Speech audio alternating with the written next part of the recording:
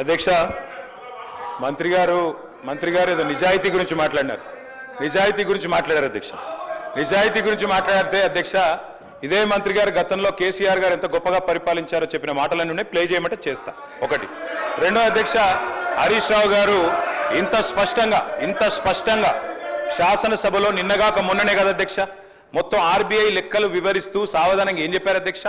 సంవత్సరానికి మా ప్రభుత్వం కేసీఆర్ గారు ప్రభుత్వం చేసిన అప్పు 40,000 కోట్లయితే మీ ప్రభుత్వం సంవత్సరంలోనే చేసిన అప్పు 1,27,000 కోట్లు. ఇది ఆర్బీఐ లెక్క. రేవంత్ రెడ్డి లెక్కనో జూపల్లి కృష్ణారావు లెక్కనో చెల్లది, ఆర్బీఐ లెక్కనే చెల్తది.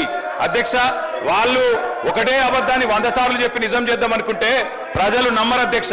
ఇంకొక మాట చెప్తా ఉన్నా అధ్యక్ష, మంత్రి గారు చెప్తున్నారు, ఏదేదో చెప్తా ఉన్నారు, రాజీనామా చేస్తా, ఇది చేస్తా, అది చేస్తా. అధ్యక్ష ఇదిగో మహబూబ్ నగర్ లెక్క ఇది అధ్యక్ష. మహబూబ్ నగర్ లో ఆనాడు పెండింగ్ ప్రాజెక్టులుగా వదిలిపెట్టిపోయిన కేఎల్ఐ, భీమా, నెట్టెంపాడు 4,000 కోట్ల రూపాయలు ఖర్చు పెట్టి 6.5 లక్షల ఎకరాలకు నీళ్లు ఇచ్చిన మాట వాస్తవమా కాదా మంత్రి గారు గుండెమి చేసుకొని చెప్పాలా అధ్యక్ష? పాలమూరులో ఈ రోజు వ్యవసాయ విస్తీర్ణం పెరిగిన మాట వాస్తవం కాదా అధ్యక్ష? ఇంకా వారు ఏదేదో మాట్లాడుతున్నారు. 8 లక్షల కోట్ల పని ఒక ఆయన, 7 అని ఒక ఆయన, 10 అని ఒక ఆయన. నోటికి ఎంత వస్తే అంతేనా మంత్రులు? మంత్రులు అంటే చదువుకొని రావాలి.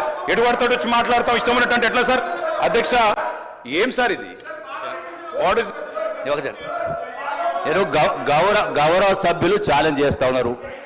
మీరు స్వయంగా అరగంట టైం ఇచ్చి రికార్డు ఇప్పియండి. నేను చెప్పింది అబద్ధమైతే వీళ్ళు ఒప్పుకోవాలా? ఒకవేళ మీరు చేసినటువంటి ఇరిగేషన్ ప్రాజెక్టుల మిషన్ బయట చేసిన అప్పును రైతులు భరిస్తారు, నీళ్ళు ప్రజలు భరిస్తారని చెప్పండి. లేదంటే ఆ పని ఒప్పుకోండి. ఈ రెండు నిజం కాదంటే నేను సిద్ధంగా ఉన్నా, నేను మాట కట్టుబడి ఉంటా. అందుకని నిజం చెప్పడానికి ధైర్యం ఉండాలి అధ్యక్ష. ప్రజల్ని సభ ద్వారా తప్పుదో పట్టించే ప్రయత్నం చేయొద్దు.